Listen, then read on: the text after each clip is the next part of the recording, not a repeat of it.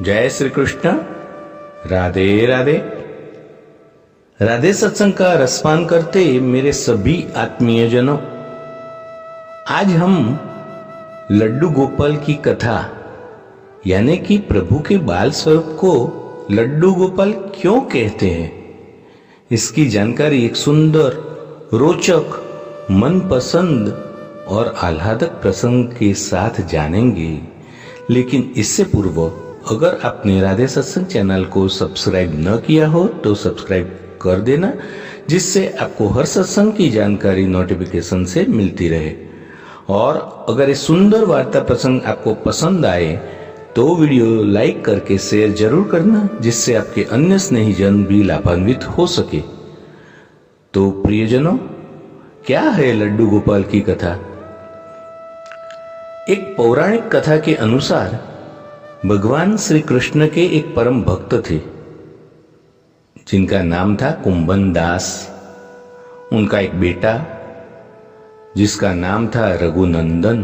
कुंभन दास के पास भगवान श्री कृष्ण का एक चित्र था जिसमें वह बांसुरी बजा रहे थे। कुंभन दास हमेशा भगवान श्री कृष्ण की पूजा आराधना में लीन रहा करते थे। वे कभी भी अपने प्रभु को छोड़कर कहीं भी नहीं जाते थे। एक बार कुंभन दास को वृंदावन से भागवत कथा के लिए बुलावा आया। पहले तो कुंभन दास ने जाने से मना कर दिया, परंतु लोगों के अति आग्रह के कारण वे भागवत में जाने के लिए तैयार हो गए। उन्होंने सोचा कि पहले वे भगवान श्री कृष्ण की पूजा करेंगे और फिर भागवत कथा करके अपने घर वापस लौट आएंगे। इसी तरह से उनका पूजा का नियम भी नहीं टूटेगा। भागवत में जाने से पहले कुंभन दास ने अपने पुत्र को समझा दिया कि उन्होंने ठाकुर जी के लिए प्रसाद तैयार किया है और वह ठाकुर जी को भोग लगा दे। कुंभन दास के बेटे ने भोग की थाली ठाकुर जी के सामने रख दी और उनसे प्रार्थना की कि वो आकर भोग लगा ले। रघुनंदन को लगा कि ठाकुर जी आएंगे और अपने हाथों से भोजन ग्रहण करेंगे। रघुनंदन ने कई बार भगवान श्री कृष्ण से आकर खाने के लिए कहा, लेकिन भोजन को उसी प्रकार से देखकर वह दुखी हो गया और रोने लगा।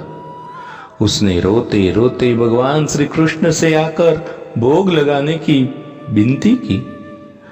उसकी पुकार सुनकर ठाकुर जी एक बालक के रूप में आए और भोजन करने के लिए बैठ गए। जब कुंभन दास वृंदावन से भागवत करके लौटे तो उन्होंने अपने पुत्र से प्रसाद के बारे में पूछा। पिता के पूछने पर रघुनंदन ने बताया कि ठाकुर जी ने सारा भोजन खा लिया है। कुंभन दास ने सोचा कि अभी रघुनंदन नादान है, उसने सारा प्रसाद खा लिया होगा और डांट के डर से झूठ बोल रहा है। कुंभन दास रोज भागवत के लिए जाते हैं और शाम तक सारा प्रसाद खत्म हो जाता था।